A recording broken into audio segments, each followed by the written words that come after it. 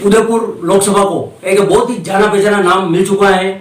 जो आगे लोकसभा के प्रत्याशी हैं मन्नालाल जी रावत, जो डीटीओ रहे हैं, आरटीओ रहे हैं और कमिश्नर भी रहे हैं। तो रावत साहब आप बताइए, आप आगे उदयपुर लोकसभा से लड़ने जा रहे हैं, तो कैसे क्या आपकी रणनीति रहेगी, कैसे आप आगे चुनाव लड़ेंगे, उसके बारे में बताएं। आप सभी को राम राम। लगता है कि जिस प्रकार से माननीय प्रधानमंत्री जी के यशस्वी नेतृत्व में भारत में जिस तरह से ट्रांसफॉर्मेशन के हर क्षेत्र में काम हो रहा है और पूरी जहाँ जहाँ भी अच्छा कुछ होना है, जहाँ भी विकसित भारत 2047 का सपना पूरा होना है, वो सभी क्षेत्रों में बहुत प्रगति से, बहुत तेजी से काम हो रहा है। मुझे ऐसा लगता है कि इस दौर में एक कार्यकर्ता के रूप में प्रस्तुत होना और इसके लिए उम्मीदवार बनाया जाना मुझे लगता है काफ़ी बड़ी बात है हम हमारे लिए। और राष्ट्रीय नेतृत्व ने, राजस्थान के मुख्यमंत्री जी ने, राजस्थान के नेतृत्व ने जिस प्रकार से विश्वास जताया है, ये अपने आप में हमारे लिए बड़ी बात है। तो जहाँ जहाँ भी जिस किसी क्षेत्र में, जैसे घोषणा पत्र के विषय हुए या कोई सामयिक विषय हुए या नीतिगत विषय, जहाँ योजना लागू करना है मेवाड़ के लिए, मेवाड़ के क्षेत्र के लिए, तो उसको मिलकर चर्चा करके और पूरा अध्ययन करने के बाद इसको आगे बढ़ाएं। जैसा कि हम देख रहे हैं डेली आपके यहाँ, जैसे हमारे यहाँ पार्षद है संतोष जी या अमृत जी मेरा जिला के जो पदाधिकारी हैं या कोई पार्षद, सारे आपसे मिलने आ रहे हैं, सारे आपको बधाई दे रहे हैं। तो आप पहले से ही राजनीति से जुड़े हुए थे क्या? मुझे तक सामाजिक क्षेत्र में जब काम करते हैं तो एक व्यापक संपर्क होता है, पहचान होती है, और सामाजिक जीवन में ये जरूरी भी होता है कि हम हर वर्ग से, हर क्षेत्र में काम करने वाले, और विशेष तौर पर राजनीतिक क्षेत्र में काम करने वाले, प्रशासनिक क्षेत्र में काम करने वाले सभी जितने भी सज्जन शक्ति है, सज्जन लोग हैं, उन सभी के संपर्क में रहते हैं। परिचय पुराना है और जब काम कर रहे थे तो निश्चित रूप से एक स्वाभाविक संवाद बना है। तो उस संवाद का परिणाम है कि आज वापस जब इस नई भूमिका के रूप में जब मिल रहे हैं तो एकदम सहजता के साथ, अपनत्व के साथ और एक पुराने परिचय के साथ मिल रहे हैं। फिर राजस्थान से आपको, जैसे उदयपुर से आपको अभी टिकट मिला लोकसभा का, तो आप बताते हैं गुलाब चंद जी कटारिया जो असम के महामहिम राज्यपाल बन चुके हैं, उनके भी आप नजदीक रहे हैं, या बताते हैं जैसे पेपरबाजी हो रही है कि आप उनसे भी कहीं कहीं संपर्क में रहे हैं और उनके थ्रू टिकट मिला है। तो वैसे बहुत बड़ी बात है, गुलाब जी सबको आशीर्वाद देते हैं, तो आपका कहीं कि उनसे रसूखात रहा है? देखिए, मेवाड़ में जो चिर परिचित चेहरे हैं, अलग अलग कालखंड में अलग अलग राजनीतिक दलों की सरकार रही है, और जब शासकीय सेवा में होते हैं तो सभी के साथ संवाद, सभी के साथ संपर्क, और निश्चित रूप से जो क्षेत्र में समाज में वरिष्ठ है उनको सबको आदर के साथ प्रस्तुत होना, आदर के साथ पेश आना, उनके साथ संवाद स्थापित करना आवश्यक होता है।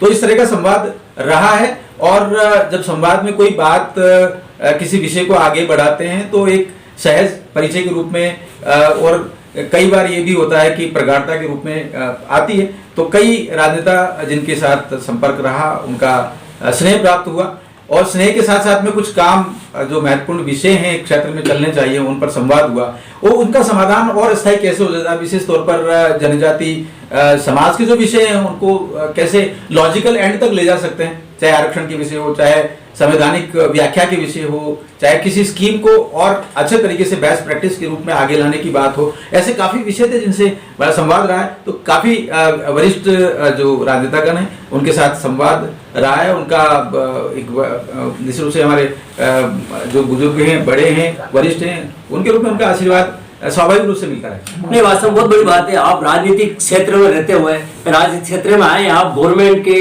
जो सर्विसेज थे, बड़े बड़े पदों को आपने सुशोभित किया, आज आम जन का भी सबका आपने भला किया और आम जनता आपसे मिलने आ रही है। तो आप आम जनता को आगे क्या देने की रखते हैं? जैसे आप जो ही लोकसभा में जीतेंगे, कहीं कहीं मोदी साहब से, ग्रुप से आप कहेंगे जुड़ जाएंगे, उनके साथ रहेंगे, तो उदयपुर का भला किस प्रकार करने की आप लोगों को कोई रणनीति बताए, उसके बारे में बताएं। मुझे लगता है कि जिस प्रकार से माननीय यशस्वी प्रधानमंत्री जी के नेतृत्व में पंच प्रण को लेकर, विकसित भारत 2047 को लेकर जो काम चल रहे हैं, वो अपने आप में एक हमारी जो कल्पना है उससे भी परे के विषय हैं। लेकिन जैसे जैसे इन विषयों पर, मेवाड़ से संबंधित विषयों पर जानकारी में आएंगे, उनका और अध्ययन करेंगे, निकटता के साथ समझेंगे, और जहां जहां भी आवश्यक हुआ कि ये विषय इस तरीके से मेवाड़ की तरफ आ सकता है तो उनको लाएंगे। पूरे क्षेत्र की विशेष तौर पर यहाँ जो जिस तरह की चीज बड़ी समस्या है उनका समाधान की तरफ यदि बात बढ़ती है, कुछ ऑनगोइंग प्रोजेक्ट हैं जो जिस तरीके से चल रहे हैं उसको और अच्छे से कैसे कर सकते हैं, इस बात को लेकर रहेंगे। दूसरा कि जो राष्ट्रीय संगठन है राज्य स्तर का संगठन है, भारतीय जनता पार्टी का पूरा धरातल से लेकर कड़र बेस पूरा संगठन है। जब संगठन के किसी पद पर पहुंचते हैं, एक उम्मीदवार के रूप में होते हैं, तो स्वाभाविक रूप से सभी के साथ संवाद स्थापित होता है। तो मुझे लगता है ये जो सहजता है इसका अतिरिक्त लाभ मिलेगा। वैसे आपको जो जिम्मेदारी दी जा चुकी है, जैसे मैं भी याद करता हूँ जब मैं स्टूडेंट लाइफ में था, मन्नालाल राव साहब ARTO थे, DTO थे, फिर RTO बन गए। सभी का आपने वास्तव में काम किया, समय समय सबका काम करते रहे हैं। उदयपुर की जनता को आशा और विश्वास है उनका आप भला करेंगे, उनके उज्जवल भविष्य के लिए, उनके आगे बच्चों के शिक्षा हर मामले के अंदर आप उनका सहयोग करेंगे। महोदय, महत्वपूर्ण ये हो जाता है कि हम जिस किसी भूमिका में हैं उस भूमिका को अच्छे से निर्वहन करें। ये हम सभी का एक सामान्य नागरिक कर्तव्य लगता है। लेकिन जब राजकीय सेवा में थे तो मुझे कुछ 2-3 किस्से याद आते हैं। जब लर्नर लाइसेंस के शिविर बनाए जाते लगाने की परंपरा थी, व्यवस्था थी, तो हमने पूरे जिले भर में 33 शिविर लगाए। लेकिन मजेदार ये नहीं है कि एक नंबर एक आंकड़ा है। हम जब जनता से पहुंचे, जिन लोगों का काम किया, तो उनकी संख्या 35,000 थी। तो अपने आप में एक संतोष मिलता था कि चलो इतने लोगों काम को सहजता से किया। दूसरा, कोटड़ा, गोगुंदा और झाड़ोल में एक विशेष तरह की बात थी कि थोड़ा आउट ऑफ रीच हो जाता है एरिया। और कोटड़ा में जब देखा कि वहाँ करीब 300 टैक्सीज चलती हैं, लेकिन उनके पास सिर्फ 3 के पास कॉमर्शियल लाइसेंस था, ऐसा एक सर्वे में हम लोगों ने वहां से पाया। देन उसके बाद उन सभी को जोड़ा और एक अच्छी गाड़ी अभियान जब चलाया, तो हमारा आइडिया ये था कि यदि हम लोग 500-300 लोगों का भी यदि काम कर लेंगे तो बहुत बड़ी बात होगी। लेकिन जब इस बात को आगे बढ़ाया, तो ये बात जब खत्म हुई तो पता चला कि 13,000 के करीब ड्राइवर लाइसेंस हम लोग उसको बना चुके थे। गुरुवार और शनिवार का दिन हम लोगों ने तय किया था, क्योंकि नॉर्मली गुरुवार और शनिवार को सबसे कम काम ऑफिस में रहता है। हमने स्पेशल काउंटर लगाया और वहां से आने वाला जो हमारा चालक बंधु था, वो एक तो अभाव में भी रहता है, दूसरा एक इतने दूर से आ रहा है, दोनों की वजह से एक कॉस्ट इन्वॉल्व है। यदि किसी काम को छोड़कर आ रहा है यहाँ, तो वो भी एक बात होती थी। तो हमने कुछ बसें लगा के उनको उस बसों में भर के हम यहाँ पे लाए। तो मुझे लगा कि इस तरह के जब प्रयोग किए और बाद में जो प्रतिभा सम्मान समारोह जैसे कुछ प्रयोग किए, मुझे लगा इसमें काफी गुंजाइश है। और गुंजाइश के साथ में एक सामान्य सी जो समस्या है, हम लोगों को जोड़ रहे हैं, लोगों की समस्या को समाधान कर रहे हैं, तो थोड़ा मन को संतोष मिलता है। इस प्रक्रिया में ये सारी चीजें एक आगे बढ़ी है। मुझे लगता है यही प्रवाह आगे चल रहा है। वास्तव में उदयपुर का लोकसभा क्षेत्र बहुत बड़ा क्षेत्र है। उसमें आपको वास्तव में आप सरकारी अधिकारी रहे, जुझारू, आमजन के लिए लड़ने वाले, उनका हित करने वाले। तो हम भी आपसे यही उम्मीद करते हैं आमजन से भी वो आपको लोकसभा में जिताए और उदयपुर का सांसद बनाए। इसमें देखिए कि लोकतंत्र की जननी है भारत।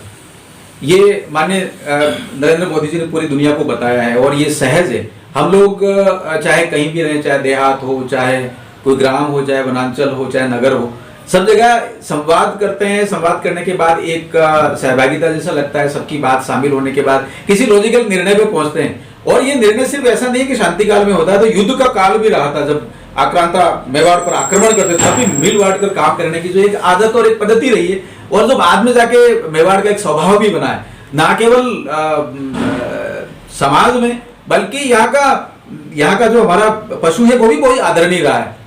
चेटक का नाम ले सकते हैं, राम प्रसाद जो हाथी है उसका नाम ले सकते हैं। तो यहाँ का स्वभाव, यहाँ की माटी में ही जो शक्ति, भक्ति और वैराग्य का भाव है, वो सदा से ये जोड़ने वाला भाव है। मुझे लगता है इस क्रम में जब बात करते हैं, काम करते हैं, तो बहुत सारी गुंजाइश है, बहुत सारी संभावना है। लेकिन हाँ, एक बात जरूर है, थोड़ा जिद करेंगे, मिलके काम करेंगे और जोड़ने वाली बात करेंगे, तो बहुत तेजी से रास्ता बनता हुआ नजर आता है। बहुत बहुत धन्यवाद आपका। हम आपसे ये जानना चाहेंगे, उदयपुर की जनता के राजस्थान जाना चाहता, मानगढ़ धाम बहुत ही बड़ा, वहाँ का शहीद भी हुए हैं, बहुत से आदिवासी वहाँ मरे हैं, किए हैं। तो आदिवासी उनको अभी तक कोई शहीद का दर्जा नहीं मिला, बहुत बड़ा धाम को कुछ और भी कुछ मिलना चाहिए सरकार से, उसके बारे में आपकी क्या प्राथमिकता रहेगी? मुझे लगता है कि एक सामान्य सी जानकारी मैं आपको देना चाहूंगा और सभी श्रोताओं को देना चाहूंगा, सभी यहाँ के निवासियों को देना चाहूंगा। आजादी का अमृत महोत्सव का जब कार्यक्रम चल रहा था, तो पूरे साल भर में विविध जगह पे नायकों की बात हुई है, और नायक राष्ट्र के नायक हैं। वो जनजाति समाज के नायक हैं, जनजाति शहीदों का स्थान है, ऐसा नहीं है। उन्होंने संघर्ष किया था हमारी राष्ट्रीय स्वाधीनता के लिए, स्वदेश के लिए, स्वधर्म की रक्षा के लिए किया था। ऐसे काफी अनाम गुमनाम जो नायक हैं, उनकी कहानियां सामने निकल कर आई है। आपको ध्यान होगा कि जनजाति गौरव नाम की एक पुस्तक भारत सरकार ने प्रकाशित की है, जिसमें 75 से ज्यादा उसमें नायकों की गाथाएं पहली बार निकल कर आई है, वो सभी गुमनाम थे। उसमें मानगढ़ धाम की भी एक गाथा है। तो आपने जो प्रश्न किया कि मानगढ़ धाम को लेकर क्या है, तो ये सारी कहानियां चल पड़ी।